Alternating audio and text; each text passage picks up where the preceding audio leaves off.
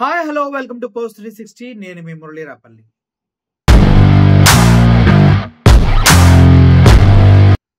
చంద్రబాబు నాయుడు గారు తన సామ్రాజ్యాన్ని విస్తరించే ప్రయత్నంలో ఉన్నారా అంటే అవుననే అనిపిస్తుంది. దానికి సంబంధించినటువంటి విస్తృతమైన ప్రయత్నాలు చేస్తూనే ఉన్నారు చంద్రబాబు నాయుడు గారు. ఉమ్మడి రాష్ట్రంగా ఉన్నప్పుడు చక్రం తిప్పిన చంద్రబాబు నాయుడు గారు ప్రత్యేక రాష్ట్రాలు అయిన తర్వాత తెలంగాణలో టీడీపీ పార్టీ ఆనవాళ్ళు కూడా లేవు. గతంలో ఎన్నిసార్లు ప్రయత్నించినా కేసీఆర్ దెబ్బకి డిపాజిట్లు కూడా రాకుండా తల్లక్రిందులైన పరిస్థితి. కానీ ఇప్పుడు కేసీఆర్ లేడు, తన మిత్రుడు, సోదరుడు, తన అనుచరుడు, తన కింద పనిచేసినటువంటి రేవంత్ రెడ్డి సీఎంగా ఉన్నాడు. ఇదే అదును.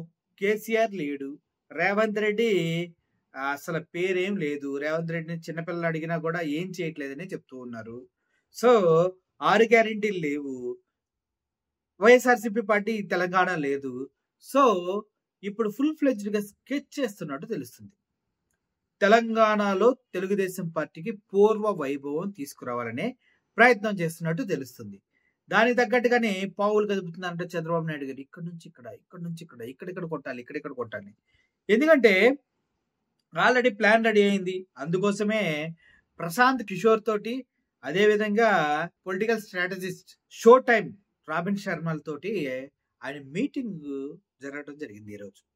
అంటే మీకు అర్థమవుతుంది కదా, అటు మన పీకేకి ప్రశాంత్ కిషోర్కి పొలిటికల్ సర్కిల్లో ఉన్న నేమ్ తెలుసు కదా.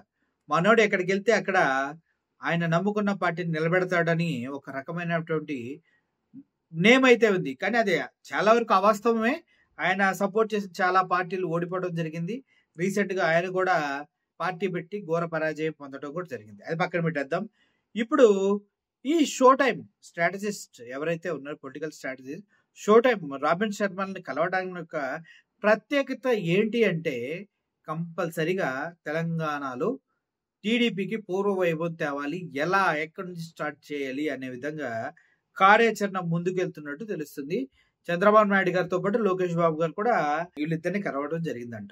టీడీపీ పార్టీ తెలంగాణలో రీ ఎంట్రీ అనేది అంత ఈజీయా అంటే ఆల్రెడీ తెలంగాణలో టీడీపీ పార్టీ అక్కడక్కడ క్యాంపెయిన్స్ పెట్టి టీడీపీ పార్టీ సభ్యత్వాన్ని రిజిస్టర్ చేస్తుంది. కాబట్టి హైదరాబాద్ కేపీహెచ్లో కూడా మొదలైనటువంటి టీడీపీ పార్టీ సభ్యత్వ నమోదు చూడండి. కోటపల్లిలో ఆల్రెడీ ఇలా పెట్టేసుకుని చిన్న చిన్న ఏర్పాటు చేసి దాని దగ్గర టీడీపీ పార్టీ సభ్యత్వాన్ని నమోదు చేస్తున్నారు. అంటే ఎంతమంది ఉన్నారు, ఏ ఏరియాలో. కూకట్పల్లిలో తెలుసు ఆంధ్ర వాళ్ళు ఎక్కువ, దట్టు చంద్రబాబు నాయుడికి ఫేవర్ గా ఉండే కమ్యూనిటీ కూకట్పల్లిలో చాలా ఎక్కువ. అందుకోసమే కూకట్పల్లిలోనే సభ్యత్వ నమోదు అనేది జరుగుతూ ఉంది. అంతేకాదు ఓవరాల్ గా ఇప్పుడు పీకే ప్రశాంత్ కిషోర్ కానీ, ఇలా షో టైం రాబిన్ శర్మ కానీ వీళ్ళందరూ కలిసి ఈసారి తెలంగాణలో టీడీపీ విజయకేతనం ఎగరవేయడానికి సహాయపడతారన్నదే ఆలోచన. ఎంతవరకు ఈ ప్రయత్నం అనేది సఫలీకృతమవుతుందో మనం వేచి చూడాల్సిందే. ఎందుకంటే టీడీపీకి అయితే తెలంగాణ ఆనవాళ్ళు కాదు కదా, జస్ట్ ఏక కూడా లేదు. చూద్దాం ఫ్యూచర్లో ఏమవుతుందో. దీనిపైన రేవంత్ రెడ్డి గారు ఎలా స్పందిస్తారు. వీళ్ళు వస్తే మరి ఆయన సీట్ చిరిగిపోయింది కదా, టీడీపీ వస్తే రేవంత్ రెడ్డికి సీట్ లేనట్టే. సో అప్పుడు రేవంత్ రెడ్డి మళ్ళీ కాంగ్రెస్ వదిలేసి టీడీపీలోకి వచ్చి ముఖ్యమంత్రి అవ్వాల్సి వస్తుంది. కానీ పవన్ కళ్యాణ్, లోకేష్ బాబుకి ఇక్కడ పార్టీలోనే పడతలేదు. ఒకవేళ పొరపాటున చంద్రబాబు నాయుడుకి వయసు పెద్దదై చేయలేక ఏమనైతే పార్టీ పగ్గాలు ఇటు కొడుక్కి ఇవ్వాలా, అటు పవన్ కళ్యాణ్కి ఇవ్వాలా సందిగ్ధ వ్యవస్థలో చంద్రబాబు నాయుడు ఉన్నాడు.